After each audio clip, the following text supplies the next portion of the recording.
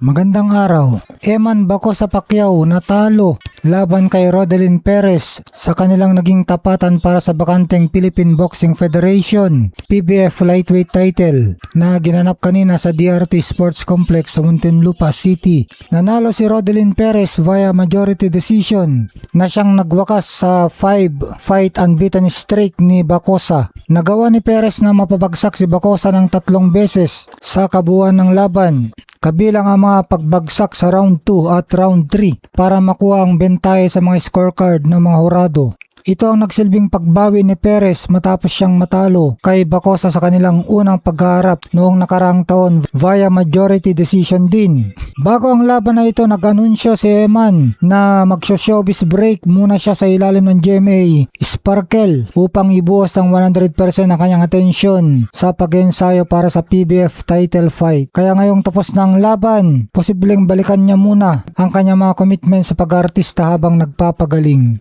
Dahil tabla na sila ngayon ni Perez, panalo si Eman noong 2024, panalo si Perez ngayong 2026, napakalaki ng posibilidad na magkaroon ng trilogy match o ikatlong laban upang tuluyang mapatunayan kung sino ang mas mahusay at mabawi ang PBF lightweight belt. Maaaring sabihing may epekto ang pag-aartista sa naging takbo ng karera at naging pagkatalo ni Eman Bacosa, partikular na sa usapin ng focus at oras sa training.